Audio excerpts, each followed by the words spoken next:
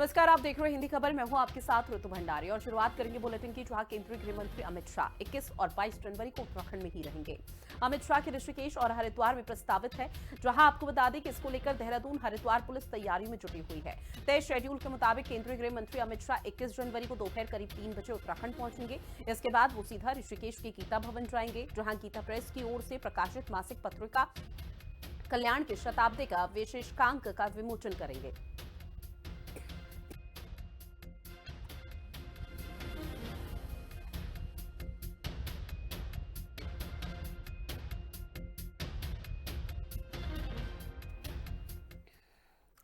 वहीं अब बात करेंगे अगली खबर की, जहां आपको बताते चले कि अब मुख्यमंत्री पुष्कर सिंह धामी ने दिल्ली में बीजेपी के नए राष्ट्रीय कार्यकारी अध्यक्ष नितिन नवीन से मुलाकात की है।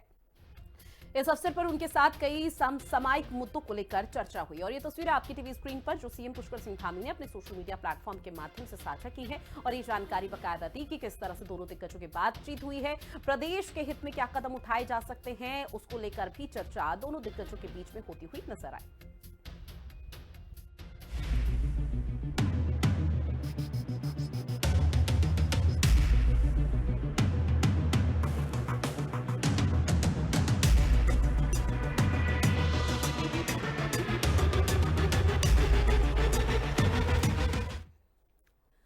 उत्तराखंड में मुख्यमंत्री पुष्कर सिंह धामी के नेतृत्व में जन जन की सरकार जन जन के द्वार अभियान सुशासन की ऐतिहासिक पहल बनकर उभरा है। अब इस अभियान के तहत प्रदेश के सभी 13 जिलों में 383 शिविर आयोजित किए गए, जिनसे 1,68,000 से अधिक लोगों को सीधा लाभ पहुंचा। अब शिविरों में हजारों शिकायतों का समाधान हुआ और बड़ी संख्या में प्रमाण पत्र भी वितरित किए गए। सरकार और जनता के बीच सीधा संवाद स्थापित हुआ है, जिससे गरीब, ग्रामीण और पर्वतीय क्षेत्रों के लोगों को अब राहत मिलती हुई नजर आई। वहीं धामी सरकार का यह अभियान प्रशासनिक सक्रियता, जवाबदेही और जन विश्वास का सशक्त उदाहरण है। रिपोर्ट देखिए। जन जन की सरकार, जन जन के द्वार, सुशासन की ठोस और ऐतिहासिक पहल। पूरे देश में 383 शिविरों का आयोजन, 1.68 लाख से अधिक लोगों को मिला लाभ। उत्तराखंड में धामी सरकार ने सुशासन का नया अध्याय लिख दिया है, शासन व्यवस्था को एक नई दिशा दे दी है। मुख्यमंत्री पुष्कर सिंह धामी की अगुवाई में शुरू किया गया जन जन की सरकार जन जन के द्वार अभियान भरोसे और राहत का जरिया बन गया है। मुख्यमंत्री पुष्कर सिंह धामी के नेतृत्व में राज्य सरकार द्वारा चलाया जा रहा जन जन की सरकार जन जन के द्वार अभियान मिसाल पेश करता नजर आ रहा है। इस अभियान के तहत न सरकार केवल जनता के बीच जा रही है, बल्कि उनकी समस्याओं का समाधान भी कर रही है। धामी सरकार की तरफ से चलाया जा रहा जन जन की सरकार जन जन के द्वार अभियान सुशासन और जनसेवा की एक मजबूत पहचान बन चुका है। अभियान का मकसद सरकार और जनता के बीच की दूरी को कम करना और प्रशासन को सीधे आम लोगों के घर आंगन तक पहुंचाना है। अब तक इस अभियान ने जिस तरह से जनता का भरोसा जीता, वो अपने आप में एक बड़ी उपलब्धि है। मुख्यमंत्री पुष्कर सिंह धामी ने सोशल मीडिया प्लेटफॉर्म एक्स के जरिए अभियान की अब तक की उपलब्धियों को जनता के साथ साझा किया है। सीएम धामी ने लिखा है, जन जन की सरकार जन जन के द्वार कार्यक्रम के तहत अब तक प्रदेश के सभी 13 जनपदों में 383 शिविरों का आयोजन किया गया है। इन शिविरों के माध्यम से 21,000 से अधिक शिकायतों का निस्तारण, 42,000 से अधिक प्रमाण पत्रों का वितरण और 1,68,000 से अधिक नागरिकों को अलग अलग जन कल्याणकारी योजनाओं का लाभ प्रदान किया गया। ये आंकड़े धामी सरकार की प्रशासनिक सक्रियता और निर्णय क्षमता का साफ संकेत दे रहे हैं। जो शिकायतें तुरंत हल नहीं हो सकी, उन्हें संबंधित विभागों को भेजते हुए समय पर समाधान करने के निर्देश दिए गए हैं। जिला और राज्य स्तर पर इन मामलों की निगरानी की जा रही है, ताकि कोई भी शिकायत अनदेखी का शिकार न हो। इस पहल से खास तौर पर गरीब, मजदूर, ग्रामीण और पर्वतीय इलाकों में रहने वाले लोगों को बड़ा फायदा मिला है। उन्हें अब सरकारी दफ्तरों के बार बार चक्कर लगाने की जरूरत नहीं पड़ रही। देखिए, जन जन की सरकार जन जन के द्वार लोगों के द्वारा बहुत इस अभियान को सराहा जा रहा है और ये सच में ये अभियान उन लोगों के लिए है जो समाज के अंतिम छोर में है, सुदूरवर्ती क्षेत्रों में, दूर दराज गाँव में रहने वाले लोग हैं। उन लोगों को लाभ पहुंचाने के लिए, जो विकलांग है, जिनका सर्टिफिकेट नहीं बन पाया है, जिनके पेंशन नहीं लग पाई है, अनेक जो भारत सरकार की और राज्य सरकार की लाभार्थी योजनाएं हैं, उन सभी औपचारिकताओं को पूरा करने के बाद भी उस श्रेणी में नहीं आए, उनके घर के पास जाकर सरकार के सभी विभाग सभी प्रशासनिक विभाग काम कर रहे हैं, कैंप लगा रहे हैं, जिलाधिकारी उसका मॉनिटरिंग कर रहे हैं और मैं भी बीच बीच में सभी स्थानों पर जा रहा हूँ। साफ है कि धामी सरकार जनता की बात को गंभीरता से सुन रही है। इससे प्रशासन की कार्यशैली में आई तेजी और जवाबदेही साफ नजर आती है। जनता और प्रशासन के सीधे संवाद से न केवल समस्याओं का समाधान हुआ है, बल्कि लोगों का सरकार पर भरोसा भी मजबूत हुआ है। ऐसा पहली बार हो रहा है जब सरकार खुद जनता के पास जाकर उनकी समस्याओं को सुन रही है। सरकार के मंत्री और विधायक भी शिविरों में जाकर जनता की समस्याओं का समाधान कर रहे हैं। हमारे सभी आदरणीय मंत्रीगण भी और हमारे सांसदगण भी में प्रतिभाग करेंगे और जनता और जनप्रतिनिधिगण, विधायकगण और भी लोग जो भी हमारे ग्राम प्रधान से लेकर बीडीसी मेंबर, जिला पंचायत, सभी लोग इस सहभागी बनकर, मेरा सबसे अनुरोध भी है कि उन्हीं के लिए, जनता के लिए ये शिविर लगाए जा रहे हैं, इस प्रकार के कैंपों का आयोजन किया जा रहा है, वो इन शिविरों में लोगों की सहायता करें, लोगों का जो काम है, लोगों की जो समस्याएं हैं उनके समाधान के लिए जरूर उनका सहयोग करें और अधिक से अधिक संख्या में इन शिविरों में भाग लेकर जो सरकार ने इन शिविरों का आयोजन किया है उसका लाभ अवश्य उठाएं, मैं सबसे अनुरोध करता हूं। जन जन की सरकार, जन जन के द्वार अभियान प्रदेश में संवेदनशील, जवाबदेह और सुशासन सशक्त उदाहरण बनकर उभरा है। धामी सरकार न केवल जनता की समस्याएं सुन रही है, बल्कि उनका समयबद्ध समाधान भी सुनिश्चित कर रही है। जन जन की सरकार, जन जन के द्वार। शिविरों में अब तक 3,07,705 नागरिकों ने हिस्सा लिया। अब तक 31,288 शिकायत प्रार्थना पत्र शिविरों में प्राप्त हुए। 21,047 शिकायतों का सफलतापूर्व निस्तारण किया गया। विभिन्न प्रकार के 42,116 प्रमाण पत्र जारी किए गए। बड़े स्तर पर जनता की भागीदारी धामी सरकार पर जनता के विश्वास को दर्शाती है। जाति, निवास, आय समेत दूसरे जरूरी प्रमाण पत्रों की घर घर उपलब्धता ने आम जनता को सरकारी कार्यालयों के चक्करों से मुक्ति दिला दी है। शिविरों के माध्यम से सरकार की विभिन्न जन कल्याणकारी योजनाओं का लाभ जनता तक घर बैठे पहुंच रहा है। सामाजिक सुरक्षा, पेंशन, स्वास्थ्य, स्वरोजगार, शिक्षा जैसी योजनाओं का लाभ पात्र लोगों तक सीधे पहुंचना मुख्यमंत्री पुष्कर सिंह धामी की 2 स्टेप डिलीवरी की प्रतिबद्धता को दर्शाता है। मुख्यमंत्री के नेतृत्व में राज्य सरकार ने ये सिद्ध कर दिया है कि सुशासन का मतलब केवल नीतियां बनाना नहीं है, बल्कि उसको धरातल पर उसका सकारात्मक परिणाम लाना है, जो कि जन जन अभियान के तहत देखने को मिल रहा है। ये अभियान मुख्यमंत्री की उपलब्धियों में से एक है और अब ये ऐतिहासिक अध्याय दर्ज हो चुका है। देहरादून से कैमरा पर्सन इलियास अहमद के साथ मैं शुभांगी भट्ट, हिंदी खबर। अब बात करेंगे अगली खबर की, जहां कृषि सहायकों को सरकार की तरफ से बड़ी राहत दी गई है। मानदेय 8,300 से बढ़ाकर 12,391 रुपए कर दिया गया है। जहां कृषि मंत्री गणेश जोशी के निर्देश पर यह शासन आदेश जारी हुआ। लंबे समय से मानदेय बढ़ोतरी की लगातार मांग की जा रही थी। न्याय पंचायतों में तैनात कृषि सहायकों को अब लाभ पहुंचेगा। किसानों तक योजनाएं पहुंचाने में महत्वपूर्ण भूमिका निभाते रहे हैं। ऐसे में मानदेय बढ़ने से मनोबल और आर्थिक संबल भी अब मजबूत होगा। तो बड़ी खबर, जहां सरकार की तरफ से न सिर्फ किसानों को राहत दी गई है, बल्कि ये बहुत बड़ी सौगात मानी जा रही है। लंबे समय से मानदेय बढ़ोतरी की यहां पर मांग की जाती है, जहां न्याय पंचायतों में तैनात कृषि सहायकों को भी अब सीधे लाभ पहुंचेगा। तो धामी सरकार की किसानों को बड़ी सौगात, जहां किसानों तक योजनाएं पहुंचाने में महत्वपूर्ण भूमिका निभाई जाती थी, अब न्याय पंचायत में जो कृषि सहायक तैनात हैं उनको लाभ मिलने वाला है, क्योंकि मानदेय बढ़ा दिया गया। वहीं उत्तराखंड की सांसद निधि का बड़ा हिस्सा यूपी और हरियाणा के विकास में खर्च हुआ है। दरअसल आरटीआई से मिले दस्तावेजों के मुताबिक सांसदों ने यूपी और हरियाणा जैसे राज्यों में ट्यूबवेल लगवाने, स्कूल और सामुदायिक भवन निर्माण और जल निकासी ऐसे कार्यों के लिए तकरीबन 1.5 करोड़ रुपए आवंटित किए हैं। आरटीआई में इस बात का खुलासा होने पर लोग तमाम तरह के सवाल उठा रहे हैं। कांग्रेस के प्रवक्ता गरिमा दसौनी ने इस मामले पर सरकार को और सांसदों को आड़े हाथ लिया। उत्तराखंड की देवतुल्य जनता के साथ धोखा हुआ है, विश्वासघात हुआ है। उसने अपने 8 के 8 सांसद जो उत्तराखंड से होते हैं, 5 लोकसभा और 3 राज्यसभा, सब भाजपा की झोली में डालने का काम किया। लेकिन भाजपा के सांसदों ने बदले में क्या दिया?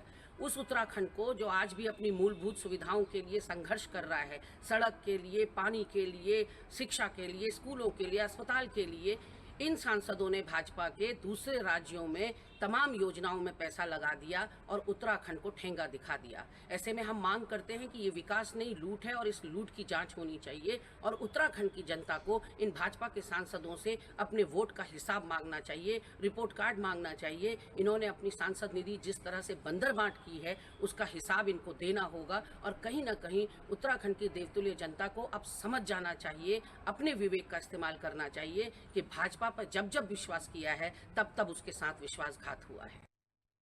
अंकिता भंडारी मामले में सीबीआई जांच की संस्तुति दी जा चुकी है, लेकिन अभी भी राजनीतिक दल और सामाजिक संगठन इस मामले के कई पहलुओं को उठाते हुए नजर आ रहे हैं। कांग्रेस के प्रदेश प्रवक्ता संदीप चमोली का कहना है कि अंकिता भंडारी मामले पर जनता और अंकिता के माता पिता ने हमेशा से ये मांग उठाई है कि जिस रिजॉर्ट में वो काम करती थी उसके जाने के बाद उस पर बुलडोजर चलाने का काम बीजेपी के विधायक रेणु बिष्ट ने किया है और उस पर अभी तक कोई कार्रवाई नहीं हुई। अंकिता मर्डर के बाद 2 दिन बाद जो वहाँ बुलडोजर चलाने का काम वहाँ की विधायिका रेणु बिष्ट ने किया है, उस विधायिका को लेकर लगातार लोगों में रोष है। सरकार द्वारा अभी भी, क्योंकि बीएनएस स्पष्ट कहता है, हमारा भारतीय दंड संहिता कानून ये कहता है कि जो व्यक्ति साक्ष्यों को मिटाता है उस पर अपराध पंजीकृत होना चाहिए। उन पे अपराध पंजीकृत कराने के लिए प्रदेश के सभी सामाजिक संगठन एवं राजनीतिक दल मिलकर 25 तारीख को रविवार के दिन लक्ष्मण झूला ऋषिकेश जा रहे हैं और वहां जाकर माननीय एसएचओ महोदय को तहरीर देंगे और तहरीर में स्पष्ट लिखेंगे कि रेणु जो बिष्ट वहां की जो विधायिका हैं यमकेश्वर की, उन पे वाद दायर हो, जिससे कि उनको भी जांच के दायरे में लाया जाए कि किसके कहने पे या स्वयं उनके द्वारा जो है वनतरा जो रिसोर्ट था जहां ये इतना बड़ा प्रकरण हुआ है उसको तुड़वाने का काम किया गया। साथ ही चारधाम यात्रा के लिए तैयारी अब तेज हो चुकी है। गढ़वाल आयुक्त विनय शंकर पांडे और गढ़वाल आईजी राजीव स्वरूप ने चारधाम यात्रा को लेकर बैठक की, तो वहीं दूसरी ओर बद्रीनाथ से विधायक लखपत पटोला जनप्रतिनिधियों को चारधाम से जुड़ी बैठकों में न बुलाए जाने को लेकर आक्रोशित नजर आए। उन्होंने कहा कि चारधाम की तैयारी हो रही है, लेकिन क्या बैठकों में चारधाम के जनप्रतिनिधियों को हिस्सा नहीं लेना चाहिए था।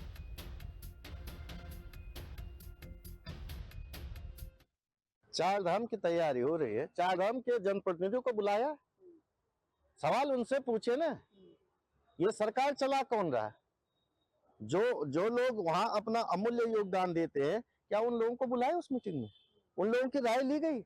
पिछली बार में 9 बिंदुओं को लेकर के माननीय मुख्यमंत्री जी से मिलने का समय नहीं मिल पाया।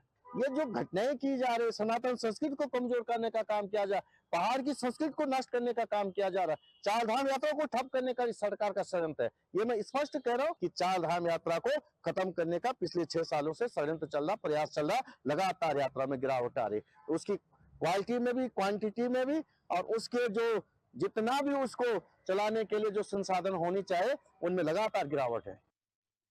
मुख्य सचिव आनंद वर्धन ने ननूर खेड़ा स्थित राजीव गांधी नवोदय विद्यालय पहुंचकर शिक्षा की बात कार्यक्रम के तहत प्रदेश के कई विद्यालयों में छात्र छात्राओं के साथ वीडियो कॉन्फ्रेंसिंग के माध्यम से बातचीत की है।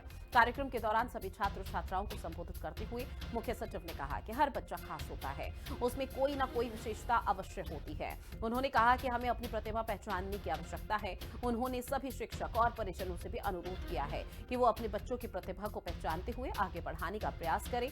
मुख्य सचिव ने शिक्षा विभाग को निर्देश दिए हैं कि वो शिक्षा की बात कार्यक्रम को आगे बढ़ाते हुए इसमें उद्योगपति, वैज्ञानिक, प्रोफेसर और कई क्षेत्रों में महत्वपूर्ण काम कर रहे व्यक्तियों से बातचीत कराते हुए बच्चों का मार्गदर्शन करने का अवसर दें। उन्होंने शिक्षा की बात कार्यक्रम को बाकी सभी विद्यालयों में भी शुरू किए जाने की बात कही।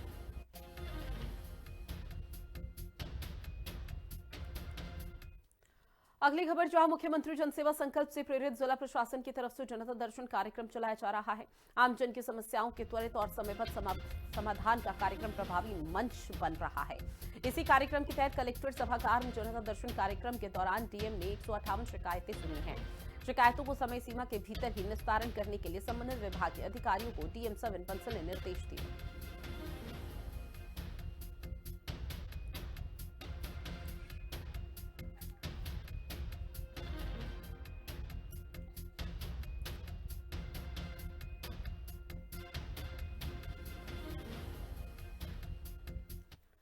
वहीं उत्तराखंड में सियासी तापमान एक बार फिर से बढ़ चुका है। उत्तरकाशी में कांग्रेस कार्यकर्ताओं ने कैबिनेट मंत्री गणेश जोशी के काफिले को काली झंडी दिखाकर विरोध शुरू किया। पहले गोपेश्वर में बीजेपी प्रदेश अध्यक्ष और सांसद महेंद्र भट्ट के काफिले के खिलाफ कांग्रेस ने काले झंडे दिखाए और प्रदर्शन किया।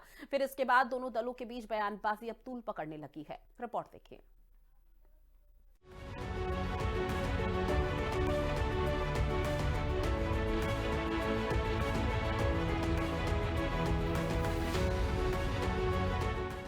प्रदर्शन के क्रम में कांग्रेस कार्यकर्ताओं ने उत्तरकाशी के गंगोरी क्षेत्र में मंत्री गणेश जोशी की गाड़ी रोककर नारेबाजी की और काले झंडे दिखाए।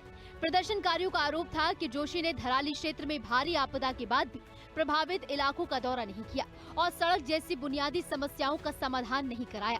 कांग्रेस नेताओं ने कहा कि जब जनता को समस्याएं हैं तो सरकार के उच्च पदाधिकारी मेलों और कार्यक्रमों में भाग लेने आते हैं, लेकिन प्रशासनिक और विकास के मुद्दों पर तुच्छ रवैया अपना रहे हैं। पुलिस को सुरक्षा व्यवस्था कड़ी करनी पड़ी और विरोध के क्षणों में तनाव भी देखने को मिला। चमोली के गोपेश्वर में भी कांग्रेस कार्यकर्ताओं ने भाजपा प्रदेश अध्यक्ष महेंद्र भट्ट का विरोध किया। खेल मैदान तक भट्ट के काफिले के निकलने पर कांग्रेस कार्यकर्ताओं ने काले झंडे दिखाए और भट्ट गो बैक जैसे नारे लगाए गए। इस दौरान पुलिस के साथ कार्यकर्ताओं की हल्की झड़प भी हुई और कुछ गिरफ्तारियों की खबरें भी सामने आई। देखिए, भाजपा पहले अपने गिरबान में झांके ना, भाजपा के लोग काले झंडे नहीं दिखाते थे कांग्रेस के नेताओं को और मंत्रियों को। ये अधिकार है, लोकतांत्रिक पार्टी है कांग्रेस। अगर कांग्रेस का कोई कार्यकर्ता अगर काले झंडे दिखा रहा है तो ये समझने की क्या वजह है। गणेश जोशी का जहाँ तक सवाल है, देखिए जो काले झंडे उन्हें दिखाए गए वो पूछ रहे थे ना कि धराली में जब आपदा आई थी तब आप कहाँ थे, और आज तक आपने धराली आपदा के किसी भी पीड़ित को कोई भी मुआवजा नहीं दिया। तो ये तो जो सवाल जनता का है, जो बुनियादी सवाल है, उसके लिए काले झंडे दिखाए जाएंगे, निश्चित तौर पर दिखाए जाएंगे। महेंद्र भट्ट जी से मैं एक सवाल पूछना चाहता हूं। महेंद्र भट्ट जी, आप ये बताइए, जब आपकी पार्टी के कार्यकर्ता काले झंडे दिखाते हैं तब आप क्या करते हैं? तब आप उनको बोलते हैं कि भाई इन्हें काले झंडे मत दिखाइए। आपकी महिला कार्यकर्ताओं ने अंकिता भंडारी के खिलाफ यहाँ पर जो है अपने कार्यालय के बाहर उन्होंने जो है हमारे खिलाफ जो है पुतले जलाए। तो आपने बोला उनको कि अंकिता भंडारी, किसके पुतले जलाए? आपने हमारे पुतले जलाए कांग्रेस के, या अंकिता भंडारी के खिलाफ थे आप? बीजेपी ने काले झंडों के विरोध के बाद कांग्रेस पर तीखा हमला बोला। भाजपा का कहना है कि राज्य में जन जन की सरकार, जन जन के द्वार जैसे जन आग्रह अभियानों को जनता का भारी समर्थन मिल रहा है, जिससे कांग्रेस बौखला गई है।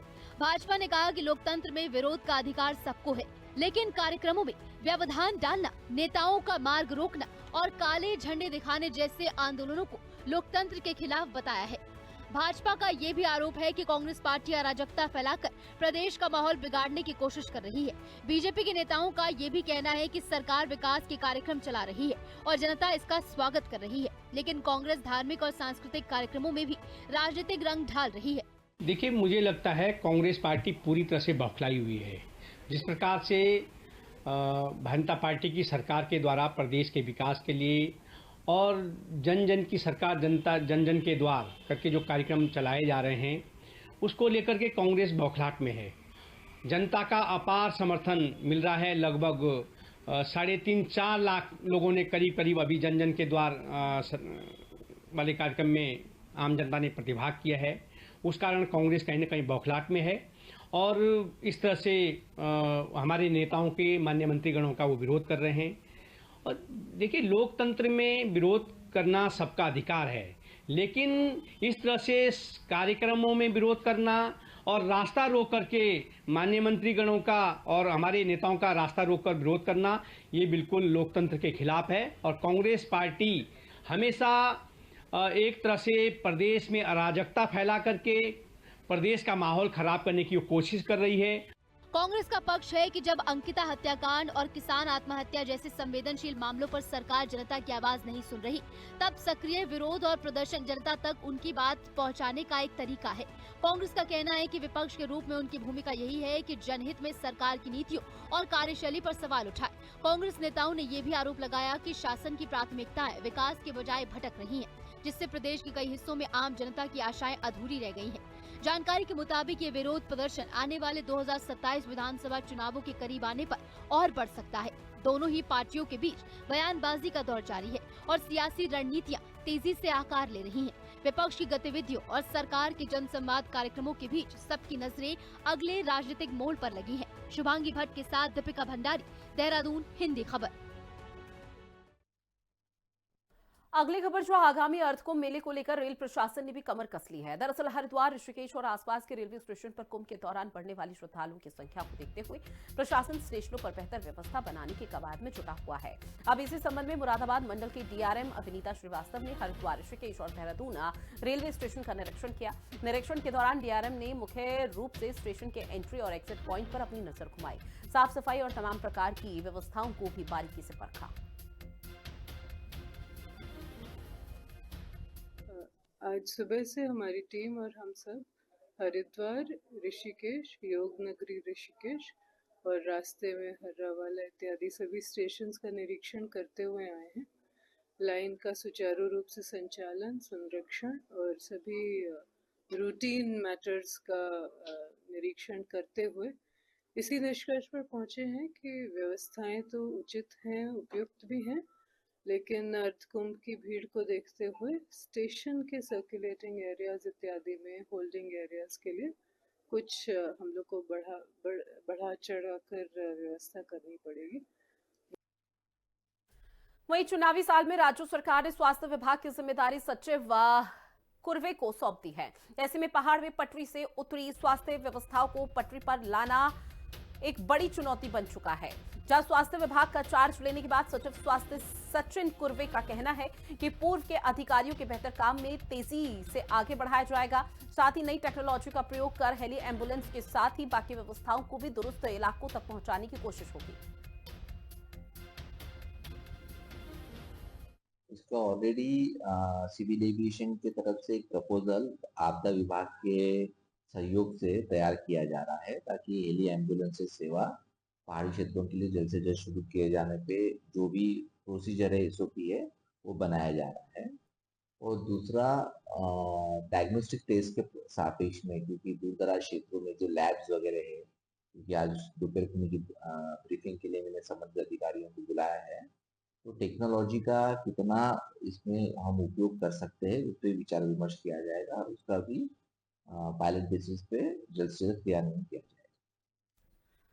अगली बड़ी खबर, जहां दून मेडिकल कॉलेज में रैगिंग मामले में एक बड़ी कार्रवाई हुई है। एमबीबीएस के 9 छात्र कॉलेज और हॉस्टल से अब निष्कासित कर दिए गए हैं। तो बड़ी खबर, जूनियर छात्रों से रैगिंग के मामले में दोषी पाए गए, जहां 2 छात्रों पर 50-50 हजार का जुर्माना भी इस दौरान लगाया गया है। ये बहुत बड़ा एक्शन लिया गया, जहां 7 छात्रों को हॉस्टल से निष्कासित कर दिया गया है। एंटी रैगिंग कमेटी जांच के बाद प्राचार्य ने ये आदेश दिए थे, जिसके बाद 7 छात्रों को कॉलेज से हटा दिया गया है, निष्कासित कर दिया गया है और 2 छात्र ऐसे जिस पर 50-50 हजार रुपए का जुर्माना भी इस दौरान लगाया गया।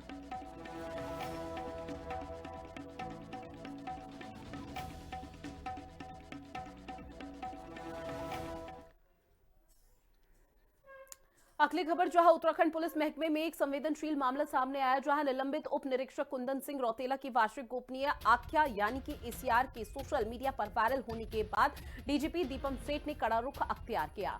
डीजीपी ने इस पूरे मामले की विस्तृत और तकनीकी जांच एसटीएफ को सौंपने के निर्देश दिए।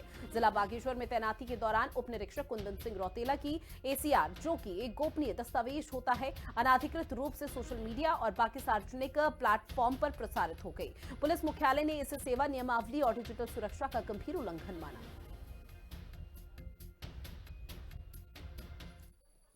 और चलिए बुलेटिन में इतना ही। आप बने रहिएगा हिंदी खबर के साथ। नमस्कार।